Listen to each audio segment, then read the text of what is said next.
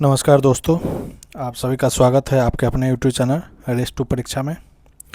आज का ये सेशन होने वाला है लाइट पे। फिजिक्स का एक चैप्टर है, काफ़ी इम्पोर्टेंट है आपके आगामी 72nd बीपीएससी की जो कोई भी तैयारी कर रहे हैं उसके लिए ये चैप्टर काफ़ी इम्पोर्टेंट है। हर साल हर एग्ज़ाम में जो है लाइट चैप्टर से आपको क्वेश्चन देखने को मिलेंगे। तो इसमें हम लाइट को जो है शुरू से हम स्टार्ट करेंगे, नेचर ऑफ लाइट, फिर उसका रिफ्लेक्शन ऑफ लाइट, फिर रिफ्रैक्शन ऑफ लाइट, फिर आगे हम स्कैटरिंग ऑफ लाइट और उसके एप्लीकेशन, डिस्पर्सन ऑफ लाइट, और जो है ये सब को हम आगे रिफ्लेक्शन में हम मिरर को भी देखेंगे, फिर लेंस को भी देखेंगे, आई को देखेंगे, आई का जो डिजीज़ है उसको देखेंगे, उसको किस तरह से हम करेक्ट करते हैं डिजीज़ को, इसको भी देखेंगे। ठीक है, तो ये लेक्चर जो है कम्प्रिहेंसिव वे में आपको एक ही लेक्चर में, एक ही सेशन में जो है आपका पूरी तरीके से लाइट को हम आज कंप्लीट करेंगे। ठीक है, तो अगर आप बीपीएससी या फिर किसी भी अन्य प्रतियोगी परीक्षा की आप तैयारी कर रहे हैं तो आपके लिए ये सेशन काफ़ी इंपॉर्टेंट है, तो आप सेशन को पूरा ज़रूर देखिए। ठीक है, अगर आप इस चैनल पर नए हैं तो रेस टू परीक्षा चैनल को सब्सक्राइब कीजिए और दोस्तों में शेयर कीजिए। ठीक है, चलिए बिना किसी देरी के शुरू करते हैं। लाइट, तो लाइट क्या है? लाइट जो है, जैसे कि अब जब हम आगे हम पढ़ाएंगे और जब हम रेस टू प्रीलिम्स जो है 72nd बीपीएससी के टारगेट बे में ओरिएंट टारगेट करके हम चला रहे हैं, उसमें जो टॉप 150 टॉपिक ले रहे हैं उसमें और भी वेव हम पढ़ेंगे। ठीक है, साउंड वेव हो गया आपका, और भी वेव के बारे में हम पढ़ेंगे। ठीक है, तो लाइट के बारे में देखते हैं लाइट क्या है। तो लाइट आप जो है अपने इन पे नोट्स, शॉर्ट नोट बना सकते हैं जो आपको रिवीजन पर्पज से जो है आपको हेल्प करेगा। ऐसे अगर आप जो है इसको रिवीजन मोड पे जो है 1.5 करके जो है आप इसको देख सकते हैं। तो लाइट क्या है? तो लाइट एक इलेक्ट्रोमैग्नेटिक वेव है।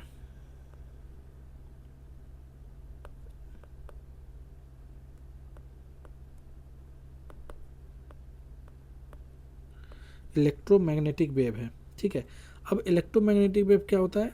तो इलेक्ट्रोमैग्नेटिक वेव होता है जिसको प्रोपेगेशन के लिए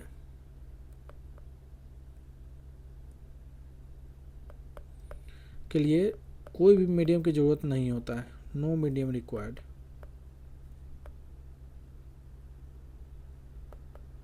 ठीक है, मतलब किसके क्या कहते हैं, मूवमेंट के लिए इसमें मीडियम के, जैसे साउंड के लिए होता है ना कि साउंड को एक स्थान से दूसरे स्थान जाने के लिए मीडियम की ज़रूरत होती है, इसको मीडियम की ज़रूरत नहीं होती है। ठीक है, अगर हम इसकी स्पीड की बात करें, स्पीड ऑफ लाइट जो होता है वो मीडियम पे डिपेंड करता है। ठीक है, इसको हम सी से डिनोट करते हैं। अगर हम वैक्यूम की बात करें, ठीक है, तो वैक्यूम में इसका स्पीड है 3 × 10⁸ मीटर पर सेकेंड। ठीक है, ये हो गया। अब जो है इसके जो एक वो टर्म है, आप इस टर्म को देखिएगा, फोटोन क्या होता है। फोटोन क्या है? फोटोन जो है एक smallest packet of light energy. ठीक है, मतलब कि लाइट एनर्जी का जो है स्मॉलेस्ट पॉकेट जो है उसको हम फोटोन कहते हैं। इसको किसके द्वारा क्वाइन किया गया था, मतलब किसके द्वारा प्रतिपादित किया गया था? क्वाइंड बाय, मतलब नामांकन किसके द्वारा किया गया था? तो नाम है मैक्स प्लांक। ठीक है, आगे देखते हैं कि लाइट का जो नेचर है, नेचर ऑफ लाइट को देखते हैं कि लाइट का कैसा नेचर है। लाइट जो है वो डुअल नेचर की तरफ बिहेव करता है। डुअल नेचर मतलब इसमें दो नेचर आपको दिखने को मिलेंगे। एक तो लाइट जो है आपको वेव की तरफ भी आपको शो करेंगे, एक या तो वेव की तरह होंगे और दूसरा पार्टिकल की तरह। ठीक है, तो ये जो है डुअल नेचर जो है ये शो करते हैं। एक आपका हो गया वेव की तरह और एक हो गया आपका पार्टिकल की तरह। अगर वेव की तरह है, ठीक है, मान लेते हैं वेव की तरह है, तो इसमें आपको क्या क्या दिखेंगे, तो इसमें आपको दिखेंगे रिफ्लेक्शन, ठीक है, इसमें आपको दिखेंगे रिफ्रैक्शन, ठीक है, इसमें आपको देखेंगे इंटरफेरेंस,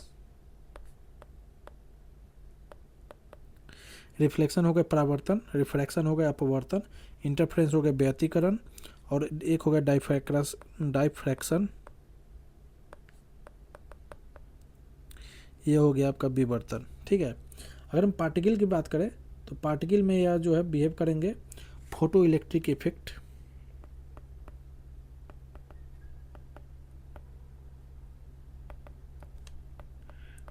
फोटो इलेक्ट्रिक इफेक्ट, दूसरा है कॉम्पटन इफेक्ट,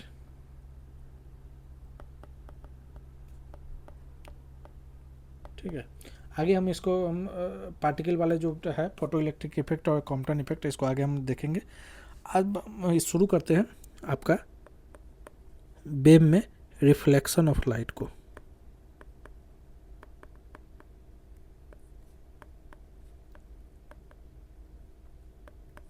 लाइट की बात करें तो ये जो है प्रोपेगेट किस डायरेक्शन में करता है, कोई मीडियम की जरूरत नहीं है, ये आपका स्ट्रेट लाइन में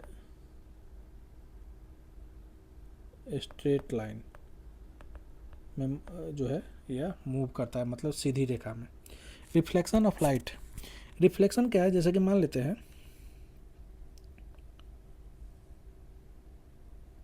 ये आपका हो गया मीडियम, इसके जो ऊपर के परत है ये आपका रिफ्लेक्टेड सरफेस है। तो इससे मान लेते हैं कि यहाँ से एक रे आया और यह रे जो है यहाँ से रिफ्लेक्ट होके यहाँ चला गया, ठीक है।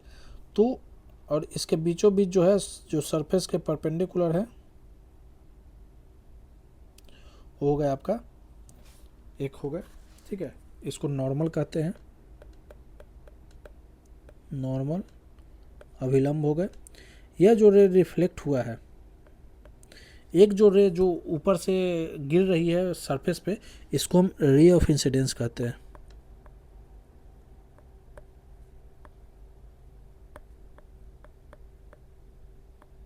ठीक है। ये आपका नॉर्मल हो गए। और जो रिफ्लेक्ट हुआ है मतलब टकराने के बाद जो वापस उसी मीडियम में वापस गई है उसको हम रे ऑफ रिफ्लेक्शन कहते हैं।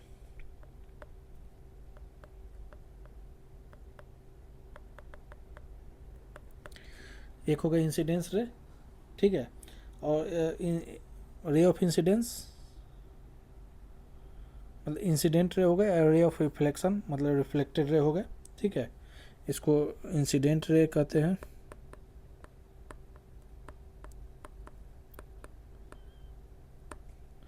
इसको रिफ्लेक्टेड रे, ठीक है। अब क्या है कि रिफ्लेक्शन ऑफ लाइट किसको कहते हैं कि किसी भी मीडियम पे कोई भी अगर रिफ्लेक्टेड सरफेस पे जो है अगर कोई भी किसी एक मीडियम से लाइट आती है और टकरा के वापस उसी मीडियम में चल जाती है तो इस प्रोसेस को हम रिफ्लेक्शन ऑफ लाइट कहते हैं। अब देखिए ये जो नॉर्मल है और इंसिडेंस रे है इसके बीच में ये एंगल बन रहा है, इस एंगल को आई कहेंगे, और यह जो है नॉर्मल और रिफ्लेक्टेड रे के बीच में बनेगा उसको हम आर कहेंगे। अब आई क्या है, आई आपका एंगल ऑफ इंसिडेंस है,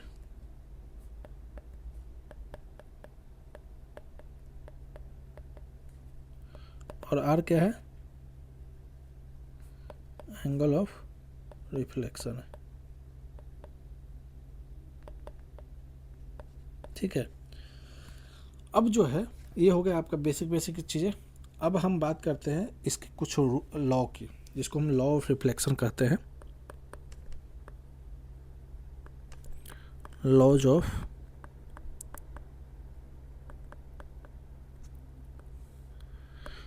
रिफ्लेक्शन। तो इसमें जो पहला लॉ है वो है आपका कि आपका incident ray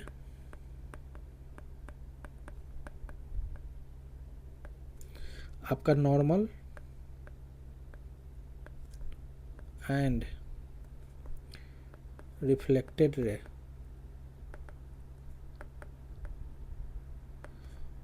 all lie on the same play, ये सभी जो है एक ही सतह पे आपको दिखेंगे। ठीक है, ये हो गया आपका पहला। दूसरा हो गया कि angle i is equal to angle r, मतलब कि आपका एंगल ऑफ इंसिडेंस जो होगा वो एंगल ऑफ रिफ्लेक्शन के बराबर होगा। ठीक है, ये हो गया आपका लॉ ऑफ रिफ्लेक्शन। आगे देखते हैं कि जो है रिफ्लेक्शन किस टाइप के होते हैं, मतलब कि अगर आपका जैसे क्लियर मिले, जैसे कि मान लेते हैं जो सरफेस है वो स्मूथ है, मतलब कि इसमें आपका जो रिफ्लेक्टिंग सरफेस है,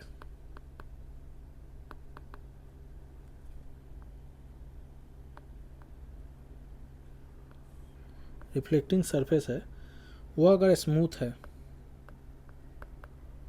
ठीक है, तो आपको क्लियर इमेज आपको दिखेंगे। स्मूथ हो गया या फिर स्मूथ के साथ साथ रेगुलर है, ठीक है, तो ये आपका क्लियर इमेज होगा। दूसरा कि रेगुलर नहीं है, इरेगुलर है, और उसके साथ साथ जो है आपका रफ है, तो ये जो है आपको नो क्लियर इमेज प्रोवाइड करेगा, मतलब इससे जो इमेज बनेगा वो क्लियर नहीं होगा। ठीक है, अब बात करते हैं मिरर को।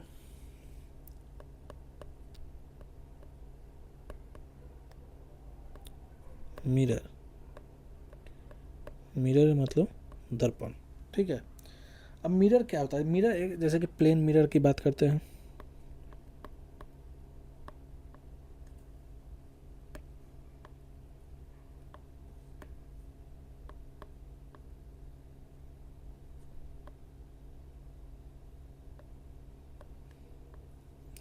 मतलब समतल दर्पण। ठीक है, प्लेन मिरर क्या होता है कि प्लेन मिरर जो होता है, जैसे कि एक तो आपका उसका सरफेस जो होगा वो प्लेन होगा, सीधी होगी, ठीक है, और उसका एक जो पार्ट होगा बैक एंड पे वो मतलब कि एक तरह से पेंटेड रहेगा ताकि लाइट जो है आर पार क्रॉस ना हो। रिफ्लेक्टिंग सरफेस जो है वह एक तरफ रहेगा, एक तरफ जो है नॉन रिफ्लेक्टिंग सरफेस रहेगा। लाइट जो है उस पर रिफ्लेक्टिंग सरफेस पे उसको मतलब कि गिराया जाएगा, फिर वहाँ से वो रिफ्लेक्ट होगा, तो वो जो है शो करेगा रिफ्लेक्शन ऑफ लाइट को। ठीक है, तो इससे जो मिरर बनेगा, इमेज बनेगा, वो कैसा होगा, उसका नेचर क्या होगा? तो ये देखिए, जैसे कि हमारा जो मिरर होता है, जो हम लोग अपना ड्रेस को मतलब कि सेट करते हैं, जो हमारा रूम में जो मिरर होता है, ठीक है, वो मिरर होता है आपका प्लेन मिरर। तो इससे जो इमेज बनेगा वो वर्चुअल होगा, इरेक्ट होगा। वर्चुअल मतलब आभासी। अब ये क्या है आभासी? इसको जो है don't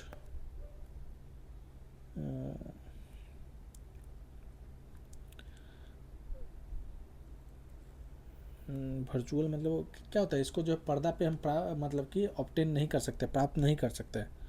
don't obtain on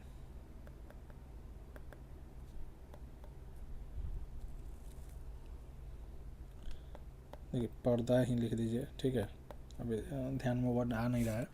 virtual हो गए, आभासी, ठीक है, इसका हो गया। उसके बाद इरेक्ट हो गए और लैटरली इन्वर्टेड मतलब उल्टा और इन्वर्टेड, ठीक है, और सेम साइज का,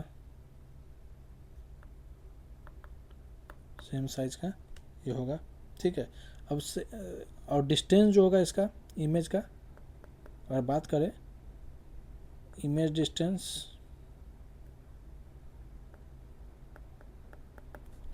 is equal to object distance, मतलब जितना ऑब्जेक्ट का मिरर से डिस्टेंस होगा उतना ही जो है इमेज का डिस्टेंस होगा। ठीक है, ये प्लेन मिरर का जो है आपका एग्जाम्पल हो गया। लैटरल इन्वर्जन का एक जो है इन्वर्टर जो है, ये लैटरल इन्वर्जन है।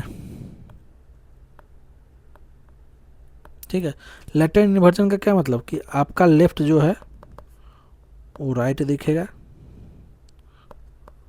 राइट जो है वो मतलब लेफ्ट होगा, ठीक है। इस तरह से मतलब एक तरह से स्वैप हो जाएगा, ठीक है। अब इसमें एक टर्म है कि आपका जो मिनिमम मिरर लेंथ है, जैसे कि आपका कोई ऑब्जेक्ट है, उस ऑब्जेक्ट को पूरा देखना है, ठीक है। आपका कोई ऑब्जेक्ट है, उस ऑब्जेक्ट को अगर पूरा देखना है तो मिनिमम मिरर लेंथ कितना होना चाहिए? To see full size image, ठीक है। इमेज के साइज को अगर पूरा देखना है तो आपका जो मिरर लेंथ है वो कितना होना चाहिए? तो मिरर का जो लेंथ है, length of mirror is equal to half of the length of object. Object के जो हाइट है, लेंथ यानी हाइट, ठीक है। आपका अगर जैसे कि मान लेते हैं कि हम अपना ही देख रहे हैं, तो हम अपना पूरा साइज को देखने के लिए क्या करेंगे? मिरर का जो है साइज जो है हमारे हाइट का मिनिमम आधा होना चाहिए। हमारे हाइट से अगर आधा से भी कम होगा तो हमारा पूरा जो इमेज है वो नहीं दिखेगा। तो ये याद रखिएगा कि आपका जो लेंथ ऑफ मिरर जो होगा वो ऑब्जेक्ट के जो हाइट होगा उसका आधा होगा। इसका यूज़ किस में किया जाता है? अगर यूज़ की बात करें, इसमें और भी एक आध कंसेप्ट को देख लेते हैं कि आप जो है अगर प्लेन मिरर की तरफ जो है, प्लेन मिरर की तरफ दौड़ते हैं किसी स्पीड से, एक्स स्पीड से, रन टुवर्ड्स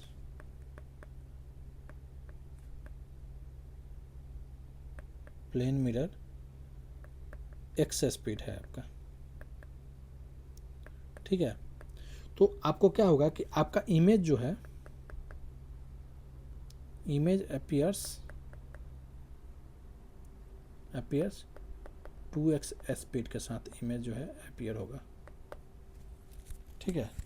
वो लगेगा कि आपके तरफ जो है इमेज जो है दुगनी स्पीड से जो है वो आ रहा है। इसके आगे देखते हैं,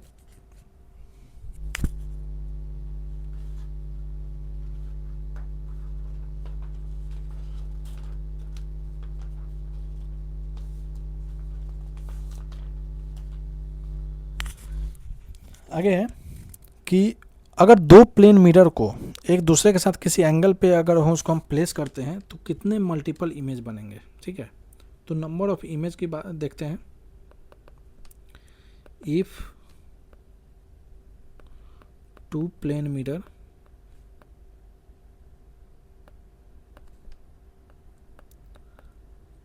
placed at an angle theta, ठीक है। अगर दो प्लेन मिरर जो है एक दूसरे के साथ थीटा एंगल पे जो है प्लेस कर दिए जाते हैं तो उसमें जो नंबर ऑफ इमेज जो फॉर्म्ड होगा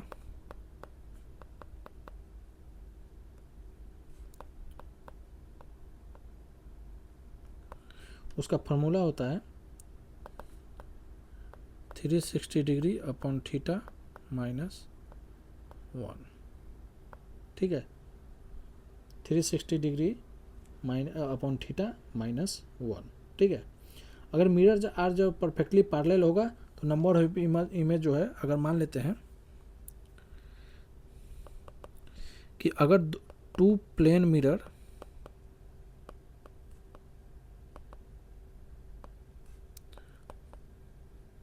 पैरेलल होगा तो आपका नंबर ऑफ इमेज जो है वो आपका कितना हो जाएगा? इनफाइनाइट, ठीक है। ये जो है आप याद रखिएगा। अगर हम इसके यूज़ की बात करें, प्लेन मिरर का यूज़ हम कहाँ पे करते हैं? तो जैसे कि हम लोग बार्बर शॉप में करते हैं, बार्बर शॉप में हो गए, टॉर्च में हो गया, ये सब में जो है हम लोग प्लेन मिरर यूज करते हैं।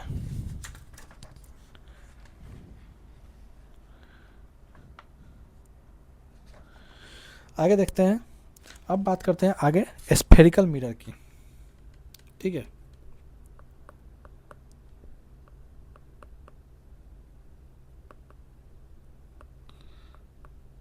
स्फेरिकल मिरर के, स्फेरिकल मिरर कैसे बनता है? जैसे कि ये जो नाम से ही स्फीयर से बनता है। जैसे मान लेते हैं ये आपका स्फीयर है, ठीक है, इसके इस पार्ट को यहाँ से यहाँ काट लिया गया, ठीक है, मान लेते हैं, और इसके बाहरी परत को जो है कलर कर दिया गया। तो ये क्या हुआ, एक एक जो है आपका मिरर बन गया। तो ये कैसे बनेगा, या ऐसे बन,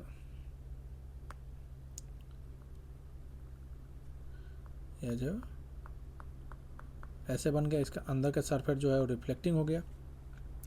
अगर इसी में बात करें कि इसका यहाँ से यहाँ कट कर दिया गया और अंदर के सरफेस को कलर कर दिया गया, तो इसका बाहरी सरफेस जो है वो रिफ्लेक्टिंग हो गया। ठीक है, तो आपका मिरर कैसे दिखेगा, ऐसे दिखेगा। ठीक है, तो ये जो है आपका स्फेरिकल मिरर होता है। अब हम इसमें दो टाइप के मिरर, स्फेरिकल मिरर होते हैं। एक होता है आपका कॉनकेव मिरर,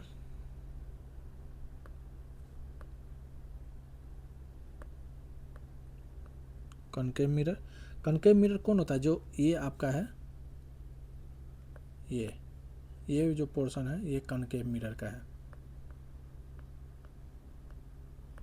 जिसका आउटर सरफेस कलर्ड हो, इनर सरफेस जो है उसका रिफ्लेक्टिंग हो।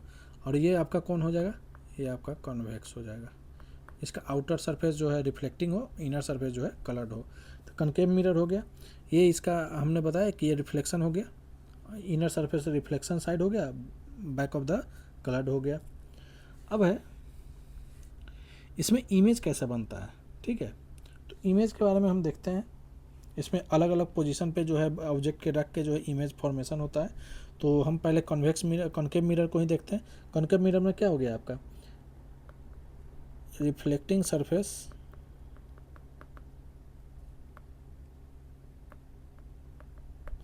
वो कौन सा हो गया, वो इनर पार्ट हो गया। आउटर पार्ट जो हो गया वो क्या हो गया, वो आपका कलर्ड पार्ट हो गया। इसमें जो आपका कॉनकेव मिरर होगा, इसमें जो फोकल पॉइंट होगा, ये हम आगे देखेंगे, फोकल लेंथ,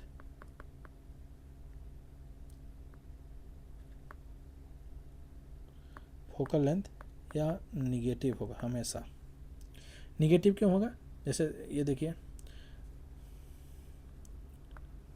ये आपका कॉनकेव मिरर होगा, यहाँ पे ये आपका, ठीक है। तो ये देखिए, जब कोई भी पैरेलल लाइन जब अपने गुजरती है तो ये रिफ्लेक्शन के बाद एक पॉइंट से कट करती है। इस पॉइंट को हमेशा जो है फोकल लेंथ कहते हैं, फोकस पॉइंट कहते हैं। और यह जो पोल और फोकस पॉइंट के बीच का जो डिस्टेंस होता है उसी को फोकल लेंथ कहते हैं। और यह जो हम मतलब कि जो रिफ्लेक्ट मतलब डायरेक्शन है आपका इंसिडेंट रे का, उसके उल्टा डायरेक्शन में मेजर होता है। जैसे रिफ्लेक्शन इस डायरेक्शन में जाता है इंसिडेंट रे, और हम मेजर इस डायरेक्शन, इसलिए यह निगेटिव होता है।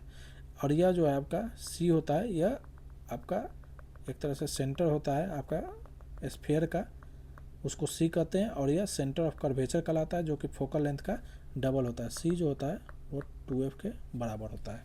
ठीक है, तो ये ध्यान में रखिएगा। तो इसमें ना कुछ कुछ सिनेरियो है को उसको देखते हैं कि जैसे कि आपका कि कहाँ पे इमेज बनता है, किस नेचर का बनता है। तो ये आपको हम एक ही पॉइंट में आपको हम मतलब कि हर पोजीशन को समझा दे रहे हैं। ठीक है,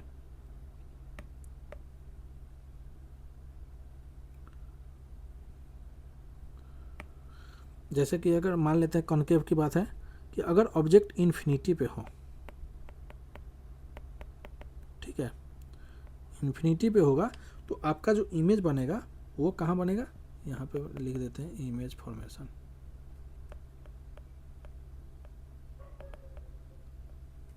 फिर उसका नेचर ये भी देख लेंगे, और यह ऑब्जेक्ट का बारे में। ठीक है, तो इमेज जो बनेगा वो आपका एट फोकस, फोकस पे बनेगा। ठीक है, कैसा बनेगा, तो ये बहुत ही डिमिनिश्ड, मतलब इसका साइज जो होगा काफ़ी छोटा होगा, डिमिनिश्ड होगा।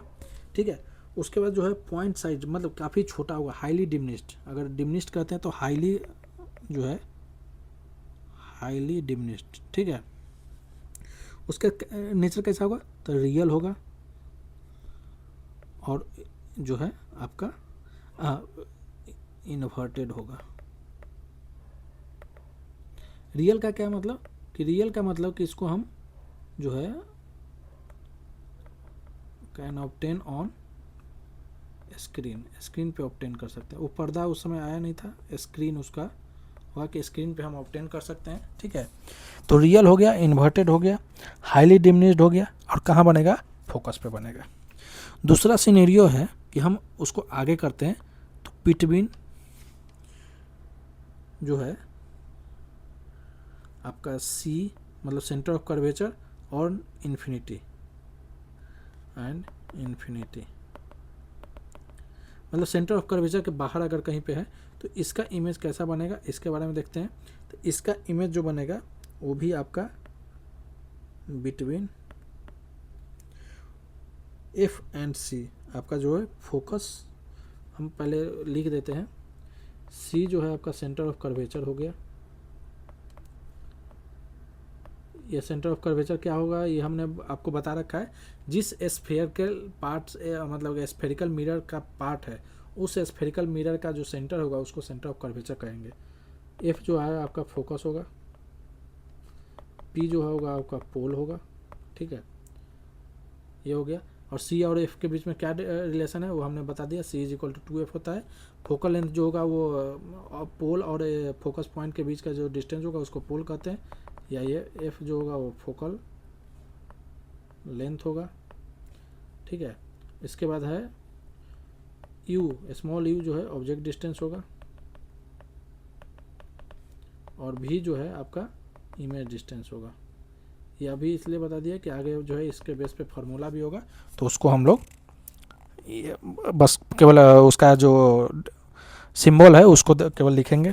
ठीक है, तो अगर जो है ऑब्जेक्ट जो है बियॉन्ड का सेंटर ऑफ कर्वेचर है, मतलब इन्फिनिटी और सेंटर ऑफ कर्वेचर है, तो focus between focus and centre of curvature बनेगा। कैसा बनेगा, तो ये भी डिमिनिश्ड होगा, मतलब छोटा होगा। नेचर कैसा होगा, तो नेचर रियल होगा और इन्वर्टेड होगा, मतलब उल्टा होगा। हम एक एग्जांपल में आपको हम बता देते हैं।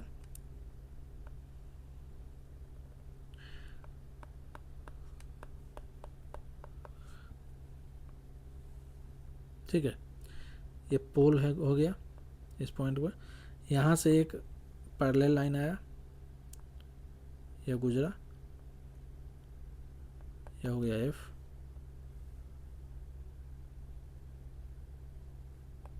इधर से आया, इधर से आया, यह हो गया एफ, यहाँ पे हो गया सी। तो ये जो डिस्टेंस है ये फोकल लेंथ हो गया। और यह पैरेलल लाइन देखिए, पैरेलल लाइन आया तो रिफ्लेक्शन के बाद पहला बार जो पॉइंट से कटेगा उसी को फोकस पॉइंट करेंगे। तो दोनों रिफ्लेक्शन जो इंसिडेंट रे आया वो कहाँ से गुजरा, वो फोकस पॉइंट से गुजरा। तो आपका इमेज जो है जहाँ पे दोनों ऑब्जेक्ट कटते हैं तो उसी को जो है आपको क्या कहते हैं, आपका इमेज जो है कहाँ बनता है उसी को हम बोलते हैं कि ये इस जगह पे इमेज का फॉर्मेशन हुआ है। ठीक है,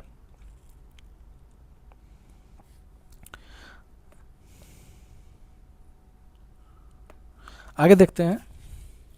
तीसरा है आपका एट सेंटर ऑफ कर्वेचर। अगर जो ऑब्जेक्ट है वो सेंटर ऑफ कर्वेचर पे हो तो आपका इमेज भी जो है वो एट सेंटर ऑफ कर्वेचर पे बनेगा, ऑफ इक्वल साइज होगा।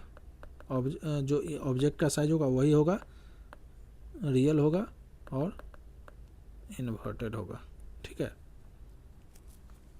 उसके बाद हम देखते हैं कि चौथा जो सिनेरियो है between C and F, centre of curvature और फोकस पॉइंट के बीच जो है आपका अगर ऑब्जेक्ट होगा तो आपका इमेज कहाँ बनेगा, तो आपका इमेज बनेगा बियॉन्ड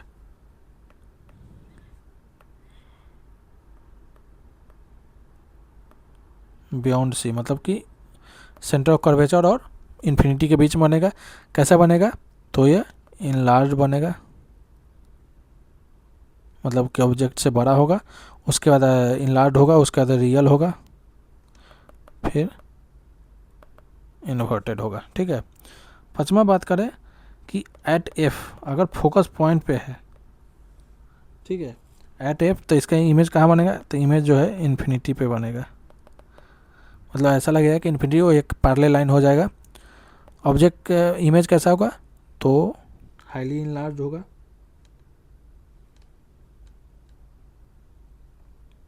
इन्फिनिटी बने तो बहुत ज़्यादा इनलार्ज होगा, तो आपका कैसा होगा? एक तरह से काफ़ी जो है बड़ा इमेज इसका बनेगा। ठीक है। उसके बाद है कि अगर आप पोल, छठा जो सिनेरियो देखते हैं कि बिटवीन पोल एंड आपका फोकस पॉइंट, इसके बीच में है, तो ये एक सिनेरियो है जब इमेज जो है, इन सारे केस में जो इमेज है कहाँ बनेगा? इन सारे केस में इमेज जो है बिहाइंड द मिरर बनेगा। सॉरी, बिहाइंड का फ्रंट ऑफ द मिरर बनेगा, मिरर के सामने बनेगा। इस केस में क्या होगा कि बिहाइंड द मिरर बनेगा, बिहाइंड द मिरर बनेगा। कैसा होगा? ये इनलार्ज होगा, उसके बाद वर्चुअल होगा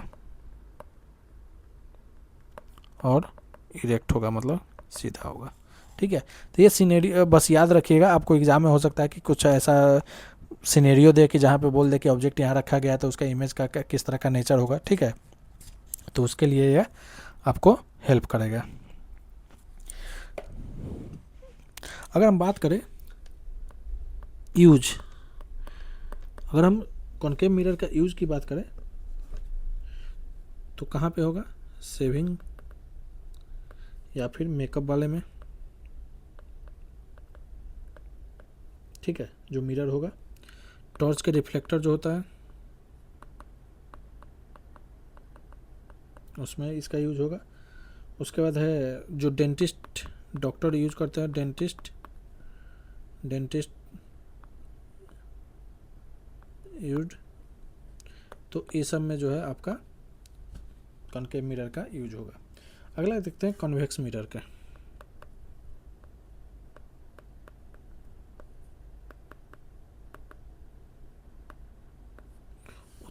उत्तल दर्पण। ठीक है। इसमें क्या होगा कि आपका आउटर जो पार्ट होगा, आउटर पार्ट जो होगा रिफ्लेक्टिंग होगा, और इनर पार्ट जो होगा वो क्या होगा? कलर्ड होगा। ठीक है। इसका अगर फोकल लेंथ की बात करें, इसमें जो आपका इमेज का जो होगा, इमेज का नेचर, ठीक है, वह हमेशा जो है वर्चुअल और इरेक्ट होगा। ठीक है। और डिमिनिश भी होगा, मतलब कि साइज में छोटा होगा। फोकल लेंथ की बात करें, इसका फोकल लेंथ जो है वो पॉजिटिव होगा। कॉनकेव का क्या होता था? निगेटिव होता था। अगर इसके यूज की बात करें तो इसका यूज जो है व्हीकल्स में जो पीछे का जो देखने वाला होता है रियर व्यू जो मिरर होता है उसमें इसका यूज किया जाता है। क्यों? क्योंकि ज़्यादा एरिया को जो है ना, इसका जो फील्ड ऑफ व्यू जो होता है वो ज़्यादा होता है। तो रियर व्यू मिरर में इसलिए यूज करते हैं, पीछे की ज़्यादा चीज़ को जो है ड्राइवर को दिखे। ठीक है। एटीएम के शॉप में यूज होता है। ठीक है। इस सब में आपका एटीएम शॉप में इसका यूज किया जाता है। अब इसके जो है इमेज फॉर्मेशन की बात करें कि अगर ऑब्जेक्ट जो है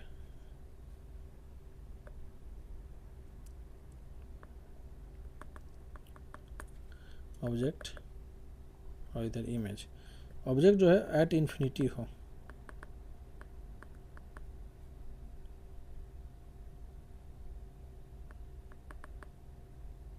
ठीक है, तो इस केस में कैसा बनेगा?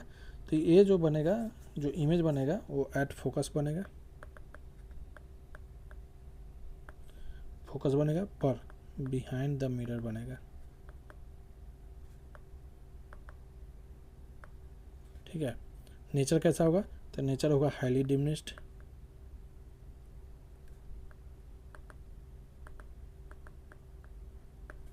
उसके बाद वर्चुअल, फिर इरेक्ट। ठीक है। उसके बाद दूसरा अगर हम बात करें कि पोल और इन्फिनिटी के बीच में, बिटवीन पोल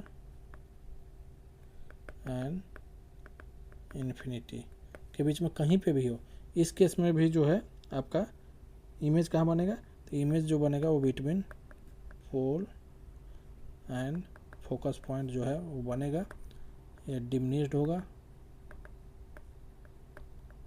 ठीक है। उसके बाद आपका वर्चुअल होगा, मतलब आभासी होगा, इरेक्ट मतलब सीधा होगा। ठीक है। तो ये हो गया आपका कन्वेक्स मिरर। अब इसके जो है, इसके मिरर को भी हमने देख लिया, इसके यूज को भी हमने देख लिया। अब जो है एक मिरर फार्मूला है, अगर न्यूमेरिकल अगर आए तो उस केस में आएगा मिरर फार्मूला।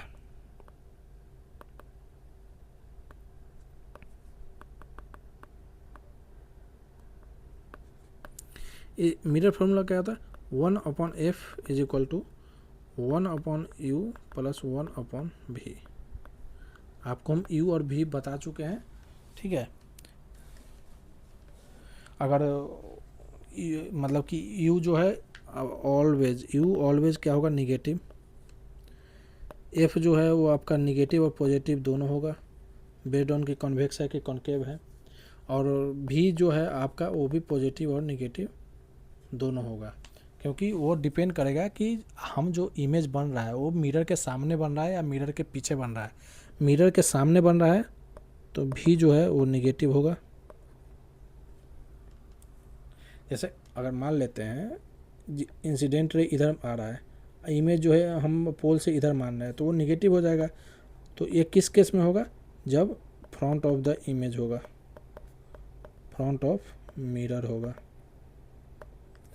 और भी जो है पॉजिटिव होगा जब बिहाइंड द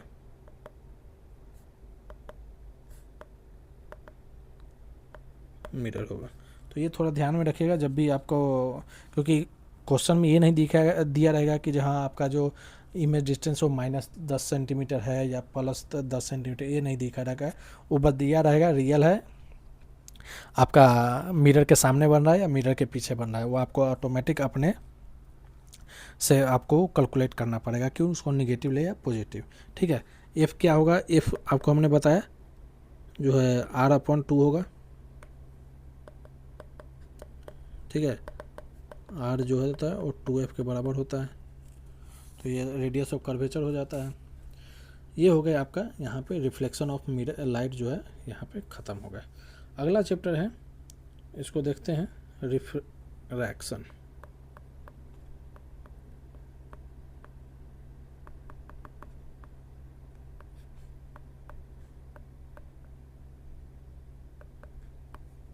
अपवर्तन। इसमें क्या है कि लाइट जो है, हमने बताया कि आपको लाइट का स्पीड जो है वैक्यूम में कितना होता है, वैक्यूम में इसका स्पीड जो है 3 × 10⁸ मीटर पर सेकेंड होगा। लेकिन रिफ्रैक्शन में क्या होता है, जैसे मान लेते हैं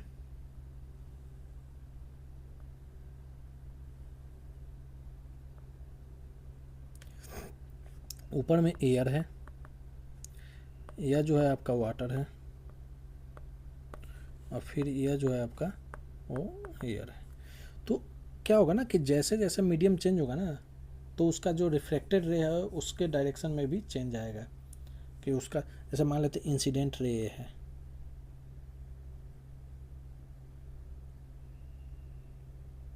ठीक है, यहाँ से आया, तो ये तो आपका हो गया क्या, नॉर्मल जहाँ पे ये रिफ्लेक्ट हुआ वहाँ से अगर हम परपेंडिकुलर खींचे,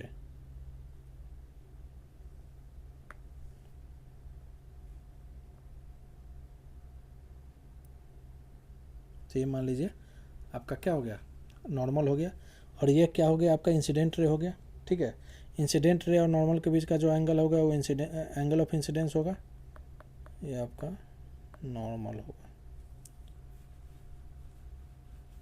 तो अगर हम इसमें हम देखेंगे कि जब हम दो तरह के डेंसर होगा, सॉरी मीडियम होगा, एक होगा रेयर मीडियम, डेंसिटी कम होगा, डेंसिटी लेस होगा। एक होता है डेंसर मीडियम, आपका डेंसिटी मोर होगा, ठीक है। तो अगर हम रेयर टू डेंसर जाते हैं, रेयर टू डेंसर जाते हैं, तो क्या इम्पेक्ट पड़ता है कि हमारा जो रिफ्रैक्टेड रे है, रिफ्रैक्टेड रे वो बेंड टुवर्ड्स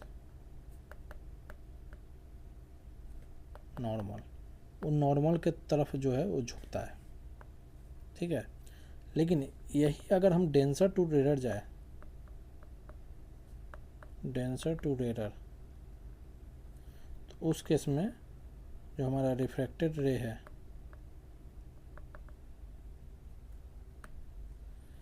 रिफ्रैक्टेड रे है बेंड अवे फ्रॉम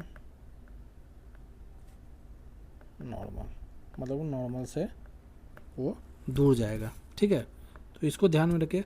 तो ये देख लीजिए, ये तो डेंसर है, तो यह जो है आपका बेंड हो जाएगा नॉर्मल के तरफ।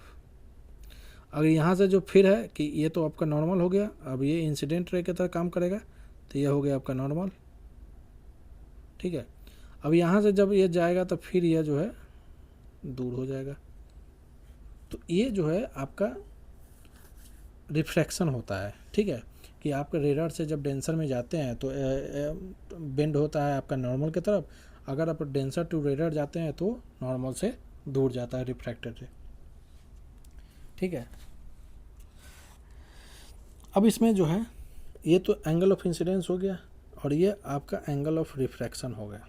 इसमें आर जो है, आई आपका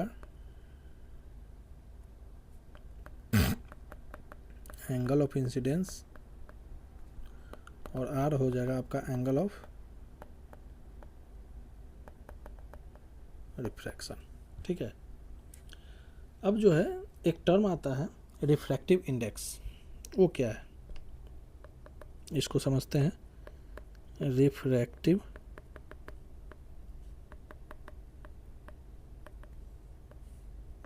रिफ्रैक्टिव इंडेक्स, एक इसका जो फार्मूला होता है, ये एक रेशियो होता है। किसका रेशियो होता है? तो स्पीड ऑफ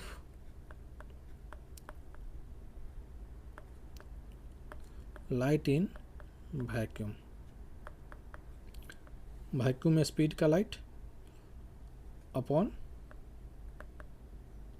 स्पीड ऑफ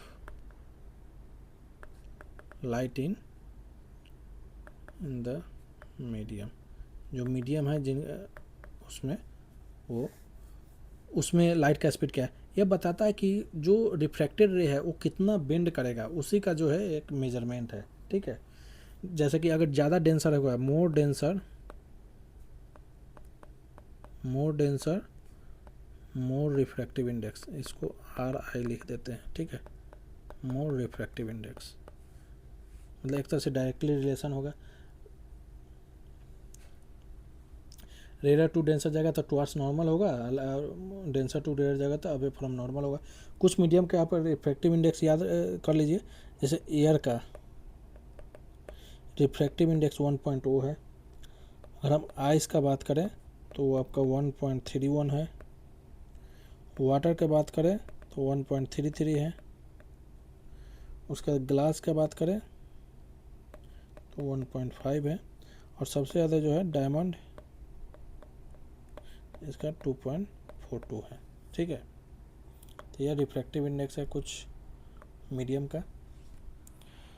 अब जैसे कि अगर रिफ्रैक्शन की बात करें तो इसका हम कहाँ पे देखते हैं, इसका एग्जांपल्स जो है अगर हम बात करें तो कहाँ देखते हैं, जैसे कि स्टार्स का ट्विंकलिंग, मतलब तारे का टिमटिमाना, ट्विंकलिंग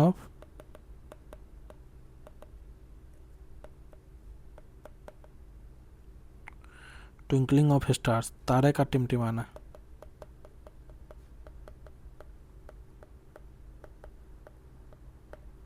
एम्प्टी में आना। उसके बाद है स्विमिंग पूल,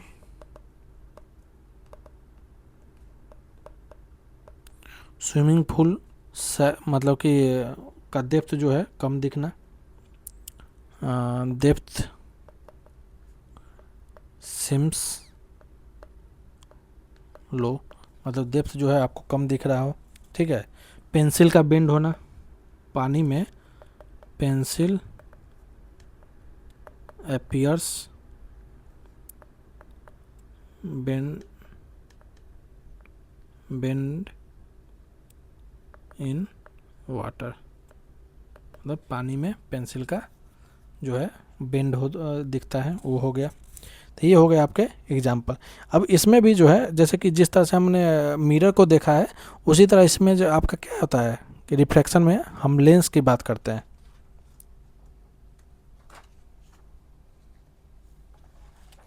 ठीक है। इसमें देखते हैं कि अभी इसमें लेंस कैसे होता है, लेंस के बारे में देखते हैं। उससे पहले इसमें भी दो नियम होते हैं, उसको देख लेते हैं। लॉज ऑफ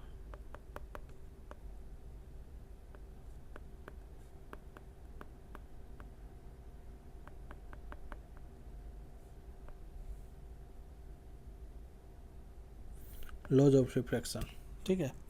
तो इसमें क्या है, पहला जो लॉ है वो सेम है, जो लॉ ऑफ रिफ्लेक्शन है और लॉ ऑफ रिफ्लेक्शन का पहला लॉ सेम है। जैसे कि इंसिडेंट रे, आपका नॉर्मल और refracted ray all lie on the same plane,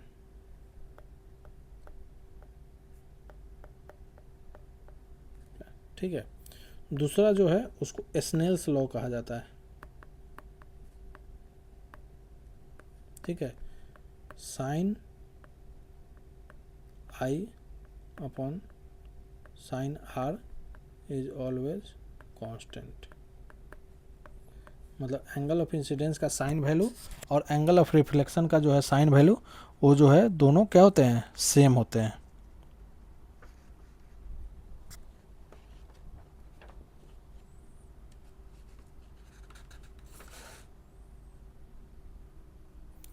आगे देखते हैं,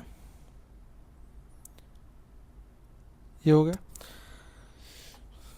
आगे देखते हैं लेंस के बारे में, ठीक है। इसी पे एक और भी टर्म है, उसको भी हम इसी के साथ देख लेते हैं।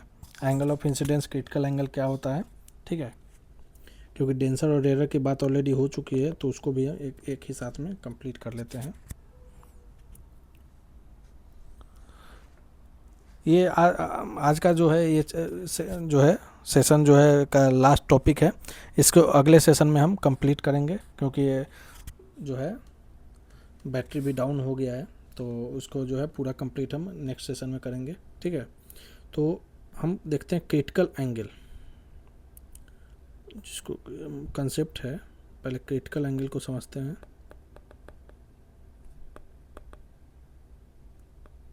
क्रिटिकल एंगल होता क्या है, क्रिटिकल एंगल क्या होता है, तो जब क्रिटिकल एंगल, जैसे कि हम मान लेते हैं कि कोई भी डेंसर से जो है हम रेयर मीडियम में जाते हैं, डेंसर से टू रेयर मीडियम जाते हैं, तो क्या होता है, डेंसर से रेयर में हम क्या बताएं, डेंसर टू रेयर, तो रिफ्रैक्टेड रे जो होगा वो नॉर्मल से दूर भागेगा, ठीक है। तो मान लेते हैं कि ये हमारा ऊपर में रेयर है और नीचे में यह जो है वो आपका डेंसर मीडियम है, ठीक है। यहाँ से हमने एक रे को पास कराया, ठीक है, इंसिडेंट रे है, यह हो गया आपका एंगल ऑफ इंसिडेंस, मतलब पॉइंट ऑफ इंसिडेंस, ठीक है। तो यहाँ से क्या होगा, रिफ्रैक्टेड रे होगा, तो मान लेते हैं कि यह आपका नॉर्मल हो गया। तो रिफ्रैक्टेड रे क्या होगा, डेंसर टू रेयर, तो अवे फ्रॉम द नॉर्मल जाएगा, मतलब कि यह जो है ऐसे चला जाएगा, नॉर्मल से दूर हो जाएगा, तो यह हो जाएगा आपका रिफ्रैक्टेड रे, रिफ्रैक्टेड रे, और यह होगा इंसिडेंट रे, ठीक है। ये हो गया आपका एंगल ऑफ इंसिडेंस, ये हो गया एंगल ऑफ जो है, सॉरी, ये हो गया एंगल ऑफ आपका रिफ्रैक्शन। पर इसमें कहा जाता है कि क्रिटिकल एंगल में जब हम डेंसर टू रेयर मीडियम में जाते हैं तो हमारा क्रिटिकल एंगल कब होता है, क्रिटिकल एंगल किस एंगल को कहते हैं, जब क्रिटिकल एंगल उस एंगल ऑफ इंसिडेंस को कहेंगे जब हमारा रिफ्रैक्टेड रे जो है वो 90 डिग्री के हो जाए नॉर्मल के। मतलब कि एक ऐसा एंगल, जैसे मान लेते हैं, दूसरा एग्जांपल लेते हैं, ये है, तो जैसे कि पहला में क्या है, थीटा आई है, तो ये जो थीटा है, हम मान लेते हैं कि यहाँ पे हम एंगल ले गए, इंसिडेंट रे को हम एंगल ऑफ इंसिडेंस को बढ़ाए, तो हमारा एक टाइम आएगा कि एंगल रिफ्रैक्टेड रे जो होगा वो पैरेलल हो जाएगा, 90 डिग्री का हो जाएगा, ठीक है। तो यही एंगल को जो है, इस एंगल ऑफ इंसिडेंस को हम क्रिटिकल एंगल कहते हैं। क्रिटिकल एंगल उस एंगल को कहते हैं जिस एंगल पे जो रिफ्रैक्टेड रे हो वो 90 डिग्री हो जाता है, उस एंगल को जो है हम क्या कहते हैं, क्रिटिकल एंगल कहते हैं, ठीक है। उस एंगल मतलब एंगल ऑफ इंसिडेंस को क्रिटिकल एंगल कहते हैं जिसमें कि रिफ्रैक्टेड रे हमारा 90 डिग्री हो जाता है। अब इसका रोल क्या है कि एक टर्म होता है टोटल इंटरनल रिफ्लेक्शन,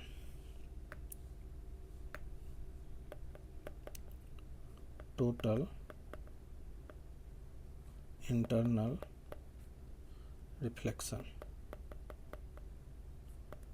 TIR, ठीक है।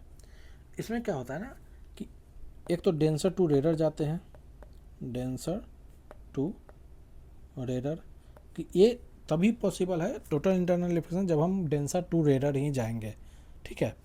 दूसरा कि angle of incidence, angle of incidence वो जो है आपका ग्रेटर हो जाए क्रिटिकल एंगल के,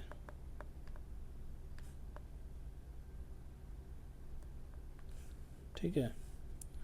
अब देखिए कि क्रिटिकल एंगल जो है मान लेते हैं कि आपका एंगल ऑफ इंसिडेंस आपका 40 डिग्री है, ठीक है, और 40 डिग्री पे जो है क्रिटिकल एंगल 90 डिग्री हो जाता है, ठीक है।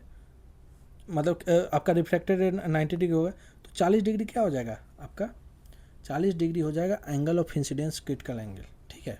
लेकिन कि angle of incidence critical angle से ज़्यादा हो, जैसे 41 डिग्री होगा, अगर बात करें 41 डिग्री की, तो क्या हो जाएगा 90 डिग्री। यह जो एंगल ऑफ इंसिडेंस का जो मीडियम है, उसी मीडियम में जो अगर हम इसको और भी 1 डिग्री भी बढ़ाएंगे तो सेम मीडियम में जो है वो रिफ्रैक्ट हो जाएगा, मतलब कि एक तरह से रिफ्लेक्शन का ही काम करेगा। मतलब कि टोटल इंटरनल रिफ्लेक्शन क्या है कि आपका जो है जिस मीडियम में आप, एक मीडियम में आप इंसिडेंस रे को आप मतलब कि एक सरफेस पे उसको गिरा रहे हैं, पास करा रहे हैं एक सरफेस से, तो एक क्रिटिकल एंगल एक ऐसा सिचुएशन आएगा जहाँ पे एंगल ऑफ इंसिडेंस जो है रिफ्रैक्टेड रे के बराबर हो जाए, 90 डिग्री रिफ्रैक्टेड रे हो जाता है, तो उसको क्रिटिकल एंगल कहते हैं उस एंगल ऑफ इंसिडेंस को। लेकिन उस एंगल ऑफ इंसिडेंस को अगर थोड़ा सा भी अगर बढ़ाएं 1 डिग्री भी, तो क्या होगा कि हमारा जो रिफ्रैक्टेड रे है वो दोबारा उसी मीडियम में वापस आ जाएगा जिस मीडियम में इंसिडेंस रे है, तो उसी को हम टोटल इंटरनल रिफ्लेक्शन कहेंगे। इसमें क्या है, एंगल ऑफ इंसिडेंस जो है क्रिटिकल एंगल से बड़ा जैसे होगा तो आपका टोटल इंटरनल रिफ्लेक्शन आपको दिखेगा, ठीक है। और आपका जो है ये हमेशा किस कंडीशन में होगा, जब आप डेंसर टू रेयर मीडियम में आप जो है रे को पास कराइएगा तभी होगा, ठीक है। अब एप्लीकेशन, अगर हम टोटल इंटरनल रिफ्लेक्शन की बात करें, इसके एप्लीकेशन की, ये एप्लीकेशन काफ़ी इम्पोर्टेंट है, application of total internal reflection. इसका कहाँ कहाँ यूज आपको देखने को मिलेगा, जैसे ऑप्टिकल फाइबर हो गए,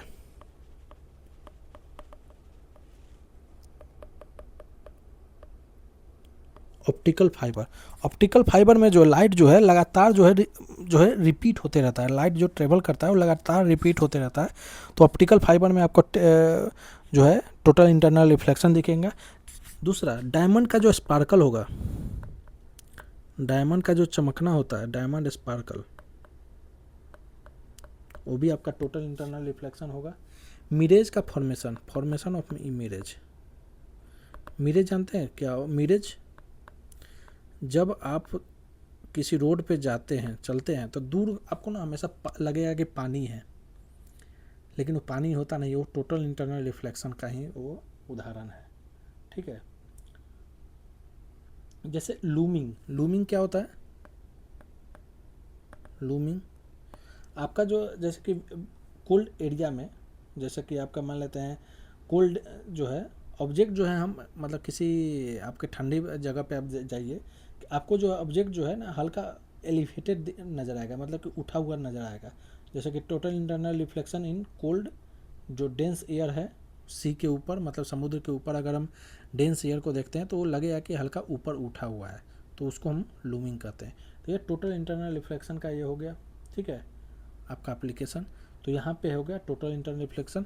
अगले जो सेशन होगा उसमें हम लेंस को देखेंगे, उसके बाद इमेज फॉर्मेशन को देखेंगे, लेंस से कॉन्वेक्स और कॉनकेव दोनों में, कॉन्वेक्स और कॉनकेव दोनों में देखेंगे।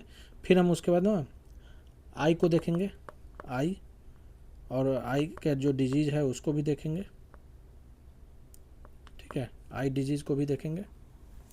उसके बाद जो है हम डिफ्रैक्शन और अदर जो स्कैटरिंग ऑफ लाइट, प्रिज्म, ये सब को हम आगे कंटिन्यू करेंगे। ठीक है, तो आज के इस सेशन में इतना ही रखते हैं। लंबा चैप्टर है थोड़ा सा, लेकिन ये सब पॉइंट जो है आपको इम्पोर्टेंट है, इसलिए मैं इसको पूरा कंप्रिहेंसिव वे में इसको कराने का सोच रहा हूँ कि इससे जो है क्वेश्चन कहीं से भी बन सकते हैं।